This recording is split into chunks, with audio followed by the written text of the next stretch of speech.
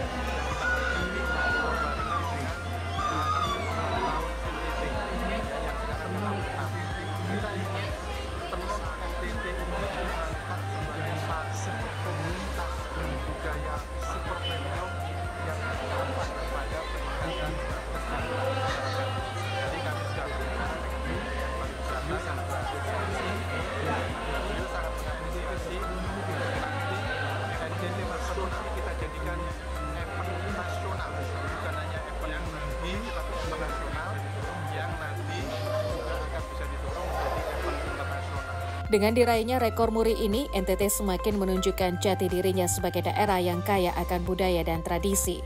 Parade tenun ini bukan hanya ajang kebanggaan, tetapi juga bukti bahwa NTT siap membawa kekayaan budaya ke kancah nasional dan internasional. Dari Kupang, Tim Liputan Timur TV melaporkan. Menteri Koordinator Bidang Pangan Zulkifli Hasan berupaya memastikan seluruh bahan pangan yang dibutuhkan untuk program makan bergizi gratis tersedia di dalam negeri guna menghindari impor dan membuat anggaran program lebih efisien. Menteri Koordinator Menko Bidang Pangan Zulkifli Hasan mengupayakan ketersediaan bahan-bahan yang dibutuhkan untuk menyukseskan program makan bergizi gratis bagi anak-anak sekolah serta ibu-ibu hamil dan menyusui se-Indonesia. Dalam rapat koordinasi di Gedung Negara Gerahadi Surabaya, Selasa 7 Januari, Menko Zulhas, sapaan akrabnya menjelaskan, dengan anggaran sebesar 71 triliun rupiah, program makan bergizi gratis saat ini dijalankan secara bertahap, yang baru terlaksana di sejumlah daerah.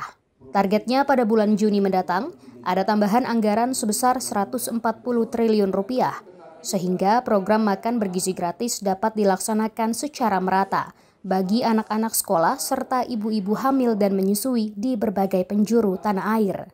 Bagi Menko Zulhas, yang tak kalah penting adalah menyiapkan ketersediaan berbagai bahan pangan bergizi di dalam negeri, sehingga program makan bergizi gratis dapat terlaksana tanpa ada bahan pangan yang harus diimpor. Makan bergizi itu kan perlu beras, perlu telur, perlu ikan, perlu macam-macam. Kita harus produksi. Nanti kalau berasnya nggak ada, masa impor lagi. Ya kan, kalau ini nggak ada, jadi kita juga ini mati-matian agar semua bisa berjalan dengan baik. Berilah waktu, ya. Menko Zulhas menjamin program makan bergizi gratis dapat mulai berjalan efektif secara serentak bagi anak-anak sekolah serta ibu-ibu hamil dan menyusui se-Indonesia pada 2026 dengan anggaran yang diupayakan mencapai 420 triliun rupiah.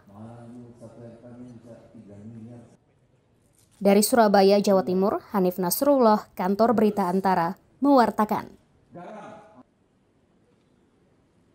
Ratusan calon pegawai pemerintah dengan perjanjian kerja atau P3K jalani medical check-up di Rumah Sakit Umum Daerah Profesor Dr. W.C. Johannes Kupang, dan layanan ini bertujuan untuk memastikan kesehatan para calon pegawai.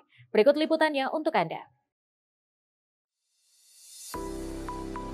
Rumah Sakit Umum Daerah Johannes Kupang membuka medical check-up bagi para calon pegawai pemerintah dengan perjanjian kerja atau P3K. Medical check-up yang dilakukan sudah dilaksanakan sejak Sabtu 4 Januari 2025.